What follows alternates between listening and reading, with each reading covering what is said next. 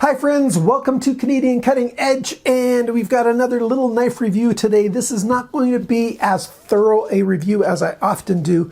I've got a couple liner lock folders from Filman, also known as MAM. This is a Portuguese company. They've been making knives for a long time, and these are two simple liner lock folders from them. Very lightweight and easy to carry around. And if you're interested, you're going to want to stick around for this video. And if you're not, go find something else to watch. I don't want you here. Of course, I'm always interested in what's going on in your lives and stuff. If you want to leave a comment, I will read all the comments and respond to all of them. And if you want to contact me directly, go to CanadianCuttingEdge@gmail.com in your email app and drop me a note. We can communicate that way, or else just, like I said, do it in the comments. I read them all and I respond to them all. And so these knives were given to me by a viewer, and I appreciate that very, very much. Thank you, Simon. Now let's get on with the review. All right, so here's the two knives that were sent to me. So I didn't buy these. These were a gift from a viewer. So there's no relation to the manufacturer. Filmam is the company, but they're also known, their branding is just MAM, M-A-M. Portugal since 1870. So they've been making knives for 150 years. And this is two of their very budget line knives. These are beech wood, so solid wood. And generally they come like 3 different ways or 4 different ways. This one's a liner lock. These are both liner lock versions, and you can tell by that, semicircle right there. That's the lock mechanism for releasing it. And it's just got a little lock. That steel doesn't come back an awful long ways. So all the steel in the handle is in this last little section, that third, less than half. And that's all there is to it, with a pivot point and a collar wrapped around and pinched in wood. And on this side, there's the steel from the liner lock system. And on this side, the blade just runs on the wood. And so, they're not perfectly locking. You can see it's got that play in there. And this one's got a little bit less play in it, but, it's a little bit loose. But it's just a pin holding it together, it's permanently assembled. Now, the 3 main ways I was talking about, that these 4 main ways these come. If you get a liner lock, you can get it like this one, or you can get it with a hole drilled in it already. You should be able to drill a lot of people can drill their own hole if they want a hole back here, because the cutout here, you can see as I come back, I've got the tip of this blade at the bottom of the wood there. And so the wood is shaped back like this with that trench there. So there's room right here in the corner to drill a hole. And you drill a hole, and then you can put a lanyard through there. Or you can buy it with a pre-drilled hole and a lanyard. Or you can get the same model in a slip joint. And then you can also get them in different sizes. This one's called the operario. I don't know Portuguese at all, and the pronunciation might be way off. That translates in English to worker. So this is sort of a simple worker knife. They've got another handle style, slightly different clip point kind of blade, and it's the Hunter series. I don't have one of those, but the steel's the same, and the locking mechanism and the choices are the same. This one's called the Iberica. It's for the Iberian Peninsula, because Portugal's in the Iberian Peninsula. And so that's the name of this style. And this comes in 2 sizes. This is the smaller one, and then there's a larger one. So this is just under 3 inches in the blade. At least that's what they say. I don't have my ruler here to confirm it for you. I haven't done the full set of measurements on these. So there's that. This model here comes just a little over, it's about 3 1/4 inches for the blade length. And it's a lot like the Opinel series of knives in terms of how they make these blades.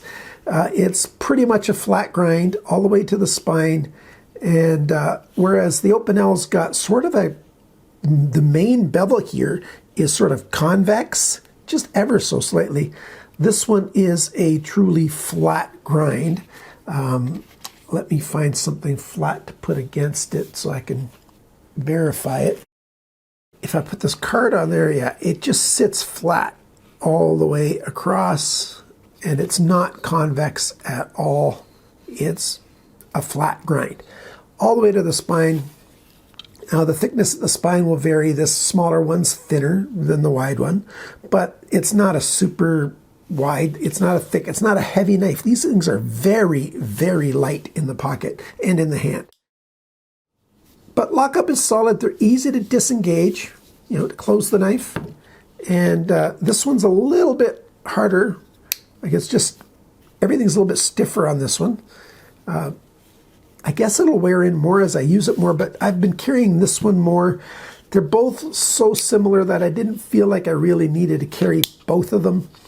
You know, the blade shape, yes, is slightly different, but for most EDC kind of tasks, you know, either one of these is sufficient. Stainless steel. There's not, I haven't found any official word from the people at Filman, but the consensus is it's 420 stainless steel, or 420 J2, which is just a very slight variant of your basic 420. Means it's a good corrosion resistant stainless steel. It's a little bit soft. It means the toughness is pretty good, but the edge retention's not great. Today's standards, you know, we're a quarter way through the 21st century now, and we're used to having knives these days that will hold an edge a whole lot longer than these will. Now, they come fairly sharp from the factory. I got decent scores, like 160-ish on my best tester, and yeah, they're decent. Now, the trick to these being that they're soft, what is it? The Rockwell on these is probably around 55, you know, maybe 56, but 420 is usually right around 55 Rockwell hardness. I do not have a Rockwell tester, so I can't tell you for certain what these are. But yeah, they sharpen easily, but they dull easily too. That's just the way it is. But I like reviewing knives from different countries, and this thing's kind of cool. I like that you've got a locking knife, or you can get it as a slip joint, and it's the exact same style. The price of these things, it's odd that, well, the prices are all over the place. This model, the Operero, is around $15 US. You can find it for less, but roughly, like one version, this one at Knife Center was $14.95, but at Knife Country USA it was $13.40, and then Chicago Knife Works had yet another price, which was right in there. So, you know, 15 bucks or less. Like, if you shouldn't have to pay more than 15 US for this. I did find a store in Canada that's got some of these MAM knives listed, but that's just Hero Outdoors. Now, Hero Outdoors is not a brick and mortar knife store. It's a website, and they do drop shipping. So if you buy this, it'll get drop shipped from another country to you in Canada. Since it's a nail nick knife like this, you know, it's going to cross any inspection just fine to get into the country. So that's not a problem. But you can get this as little as under 10 bucks US. Like Knife Set, the slip joint version is $9.95. So you can get a decent little folder for a decent little price, but just don't expect it to be a high-performing knife. Now, if you are the US, get yourself some of these. Now, these, especially if you want really low-budget stuff, these are leather sleeves, and it's a great way to carry these knives. You just carry it in the sleeve, and then it's sort of protected, and it won't damage other stuff in your pocket. So, yeah, they've got fixed blades, this company does. They've got kitchen knives. They've got, outdoorman sports fixed blades. They've got lots of different types of knives. And if you're in the market for them, go ahead, check these out. I just wish they would Well, they do have, and it's hard to understand because the way they word it, they've got versions where they say there's VG10, but they say it's 420 with VG10 treatment. Now that's got to be something that's lost in translation, because what is a VG10 treatment? I think they also, some places they've got a titanium treatment. So I don't have one of those. So if somebody has one of those, is it actually VG10? Yeah, I'd really like to know. Somebody who's in the know, tell me. Those cost more. Those are like $45. You know, this same knife, well, not this knife, they get the Hunter version. It's one of their anniversary editions from a couple years ago.